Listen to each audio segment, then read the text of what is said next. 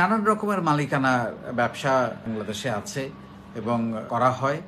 আমি মূলত সাত ধরনের মালিকানার কথা আজকে আপনাদেরকে জানাবো, যেটা আপনি অনেক সময় চিন্তা করতে পারেন যে কোনটাতে যাবেন। তবে আমি যদিও সবসময় বলি যে ব্যবসা শেখার জন্য, ব্যবসা শুরু করার জন্য নিজে একা শুরু করাটা ভালো। তাহলে ভুল টুল করলে, ক্ষতি টতি হলে নিজেকে তো আর দোষ দেওয়া যায় না, মানে নিজের ভুলটা নিজে স্বীকার করা যায়। কিন্তু আমাদের যেটা হয়, আমরা যখন 2-3 জন একত্র হই তখন খুব সহজেই দোষ চাপিয়ে দেওয়া খুব সহজ হয়ে যায়। সেই জন্য আমি ব্যবসা শেখার জন্য একা ব্যবসা করার ব্যাপারে পক্ষপাতী। এটা আমার অভিজ্ঞতা থেকে, এটা আমার পরামর্শ। তারপর আপনি যখন বড় হবেন, বড় করবেন, তখন আপনি বড় বড় কোম্পানি করবেন, সেই সুযোগ তো আছেই। তো প্রথমত হচ্ছে একক মালিকানা, যেটার কথা আমি শুরুতেই বললাম। একক মালিকানায় কিন্তু শুধুমাত্র একটা ট্রেড লাইসেন্স, টিন সার্টিফিকেট, আপনার ব্যবসা যদি ভ্যাটের আওতাভুক্ত হয় তাহলে ভ্যাট সার্টিফিকেট দিয়ে আপনি ব্যবসা শুরু করে দিতে পারেন। নিজের নামেই ব্যবসা, একদম ট্রেড লাইসেন্স, শুধুমাত্র ট্রেড লাইসেন্স দিয়ে ব্যবসা শুরু করা যায়। এটার জবাবদিহিতা অনেক কম, নিজের নামে যেহেতু আপনার আইনগত জটিলতা অনেক কম। কোম্পানির যেসব রুলস রেগুলেশন, শুধু ভ্যাট এবং ট্যাক্সের আইনগুলো মানলেই চলে। আর ট্রেড লাইসেন্সটা বরাবর রিনিউ করবেন, দ্যাটস ইট। তা আমার মনে হয় একক মালিকানাটা আমরা মোটামুটি সবাই বুঝি। তারপরে হচ্ছে অংশীদারি মালিকানা, যেটা এটা নর্মালি 2 বা ততোধিক এবং সর্বনিম্ন 2 জন এবং সর্বোচ্চ 20 জন মিলে যে ব্যবসাটা পরিচালনা করা হয় এটাকে অংশীদারি ব্যবসা বলে। এবং এটা একটা অংশীদারি দলিল তৈরি করতে হয়, যেটা পরবর্তীতে রেজিস্ট্রার অফ জয়েন্ট স্টক কোম্পানিতে এটাকে নিবন্ধন করতে হয়। এখন তারপরে আপনার এখানে ভ্যাট, ট্যাক্স, মানে অন্যান্য লিগ্যাল যে ডকুমেন্টগুলো দরকার সেগুলো তো ডেফিনেটলি এখানে লাগবে। 2 জন থেকে 20 জন পর্যন্ত অংশীদার এখানে যুক্ত হতে পারে এবং জয়েন্ট স্টকে এটা নিবন্ধন করা। সো এটার আইনগত ভিত্তি খুবই মজবুত। সো অংশীদারি ব্যবসা আমাদের সমাজে বা আমাদের আশেপাশে যেটা দেখা যায়, মুখে মুখে আমি আর তুমি পার্টনার, এভাবে অংশীদারি করা যাবে না। এটা আইনগত যে অংশীদারি দলিল তৈরি করা এবং সেটা জয়েন্ট স্টকের নিবন্ধন করা, এইটা খুবই গুরুত্বপূর্ণ। এবং তারপরে জয়েন্ট ব্যাংক অ্যাকাউন্ট থাকবে, সবকিছু জয়েন্টলি, ট্রেড লাইসেন্সও জয়েন্টলি, 2 জনের ছবি থাকবে। বেশি হলে হয়তো 2-3 জনের থাকবে, সবার থাকবে না।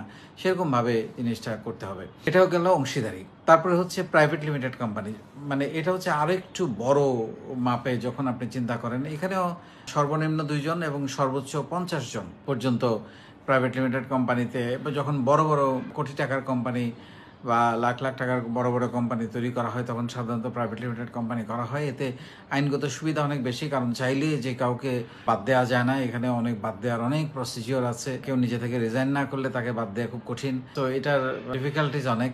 এবং এটা এখানে প্রত্যেক বছর তার রিটার্ন সাবমিট তো সবার জন্যই করতে হয়, প্লাস জয়েন্ট স্টকে একটা রিটার্ন সাবমিট করতে হয়, যেটা ম্যান্ডেটরি। জয়েন্ট স্টকের সঙ্গে একটা অতিরিক্ত সম্পর্ক তৈরি করতে হয়। ট্যাক্সের রিটার্ন তো আছে, ভ্যাটের রিটার্ন আছে।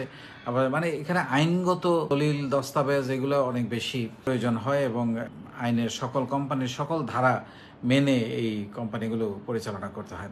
তারপরে 4 নম্বরে যেটা হচ্ছে পাবলিক লিমিটেড কোম্পানি। আপনারা দেখবেন যে পাবলিক লিমিটেড কোম্পানি কিন্তু বাংলাদেশে অনেক পাবলিক লিমিটেড কোম্পানি আছে।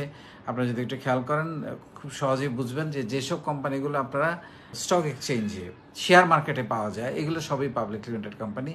এগুলাতেও মালিকানা 2 জন থেকে এটা অসীম, মানে যে কোনো সংখ্যক নাম্বারে এই কোম্পানিগুলোর মালিকানায় আসতে পারে, কারণ যে একটা শেয়ার কিনছে সেই মালিক। তো প্রতিদিন জয়েন্ট স্টকে এটার হাত বদল হচ্ছে, মালিকানা হাত বদল হচ্ছে, শেয়ার কেনা বেচা হচ্ছে। তো এগুলো হচ্ছে পাবলিক লিমিটেড। এগুলার আইনগত সুযোগ সুবিধা বা আইনগত বাধ্যবাধকতা আরও অনেক বেশি। এবং এখানে শুধু জয়েন্ট স্টক, এনবিআর, ভ্যাট শুধু তাই নয়, এখানে সিকিউরিটি এক্সচেঞ্জ কমিশনেরও কিছু রুলস অ্যান্ড রেগুলেশন আছে, সেগুলো মেনে এই প্রতিষ্ঠানগুলো চালাতে হয়। তারপরে হচ্ছে রাষ্ট্রীয় ব্যবসা। রাষ্ট্র কাঠামোর মধ্যে যে ব্যবসাগুলো সাধারণত রাষ্ট্র পরিচালনা করে, এরকম রাষ্ট্রীয় অনেকগুলো কোম্পানি আপনি দেখতে পাবেন। বিদ্যুৎ আছে, গ্যাস আছে, ওষুধ কোম্পানি আছে, এরকম রাষ্ট্রীয়, বিআরটিসি। সো এরকম অনেক রাষ্ট্রীয় প্রতিষ্ঠান আছে, বিটিসিএল, টেলিটক, এগুলো রাষ্ট্রীয় প্রতিষ্ঠান, তারাও ব্যবসা করছে। আবার অনেক সময় ব্যক্তিগত মালিকানাধীন প্রতিষ্ঠানও রাষ্ট্রীয়করণ করা হয়, সেগুলোও তখন রাষ্ট্রীয় হয়ে যায়। সো এটা একটা ওয়েতে ব্যবসা পরিচালিত এবং সেখানে রাষ্ট্রীয় আইনকানুন, বিধিবিধান মেনে সেখানে একটা বোর্ড থাকে। তারা কেউ মালিকানা না, তারা সবাই নিযুক্ত, মালিক হচ্ছে রাষ্ট্র।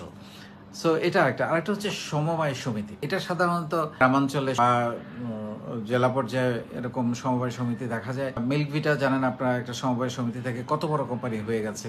সো এরকম সমবায় সমিতির কোম্পানি ক্ষুদ্র ক্ষুদ্র মালিকানা দিয়ে অনেক বড় রকমের সমিতি করে বড় বড় প্রতিষ্ঠান তৈরি করা যায় এবং হয়েছে। বাংলাদেশে বেশ কিছু উদাহরণ আছে।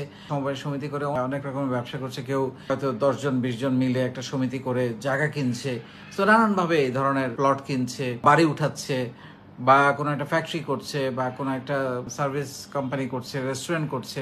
নানানভাবে সমবায় সমিতি দিয়ে কিন্তু অনেকেই ব্যবসা করছে। অ্যান্ড ফাইনালি 7 নাম্বার যেটা, সেটা হচ্ছে একেবারে আধুনিক একটা ব্যবসা, সেটা হলো সামাজিক ব্যবসা, যেটা মূলত সামাজিক কোনো সমস্যার সমাধান বা কল্যাণের জন্য, সামাজিক কোনো কল্যাণের জন্য যে ব্যবসাটার উদ্দেশ্য থাকে, এবং এখানে প্রফিট করাটাই ব্যবসাটার মুখ্য উদ্দেশ্য না। উদ্দেশ্য হচ্ছে সামাজিক কল্যাণ সাধন করা, এবং এখানে ইনভেস্টররা তাদের টাকা উঠায় নিতে পারেন, মূলধনের টাকা, কিন্তু তারা প্রফিট নিতে পারে না। এখানে এইটুকু হচ্ছে পার্থক্য। তাই প্রফিটটা কোম্পানির ডেভেলপমেন্টে রিইনভেস্টমেন্ট হয় সবসময়। প্রফিট কেউ এখান থেকে প্রফিট নিতে পারে না। সো এটা হচ্ছে একটা সামাজিক ব্যবসা বাংলাদেশে এবং সারা পৃথিবীতে। এটা এখন প্রচলন তৈরি হয়েছে, অনেকেই করছে। যারা বড় বড় কাজ করতে চান, বড় বড় প্রতিষ্ঠান তৈরি করতে চান, তারা করছে না এইসবগুলো। সো আপনারা জানলেন 7 রকমের ব্যবসার কথা আপনাদেরকে মূলত বললাম। এই ব্যবসাগুলো বিভিন্ন ধরনের মালিকানা থাকে, যেগুলো সম্পর্কে জানা দরকার, কোনটার সুবিধা কি, অসুবিধা কি, এবং কোনটার আইনগত বাধ্যবাধকতা কি, এগুলো আরও ডিটেলসে আপনি যখন করতে নামবেন, তৈরি করবেন কাগজপত্র। যেমন প্রাইভেট লিমিটেড কোম্পানিতে আপনাকে একটা মেমোরেন্ডাম অফ আর্টিকেলস তৈরি করতে হয়,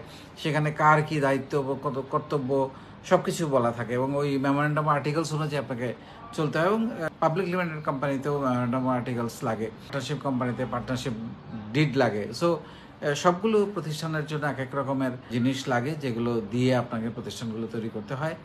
এবং আমার মনে হয় যে উদ্যোক্তা হিসাবে আপনার ধারণা থাকা দরকার যে কি কি ধরনের মালিকানার ব্যবসা পরিচালিত হয় বাংলাদেশের আইন অনুযায়ী, কোম্পানিজ অ্যাক্ট অনুযায়ী। সেটা মূলত জানানোর জন্যই আজকের এই সেশনটা। অনেক ভালো থাকবেন। আসসালামু আলাইকুম।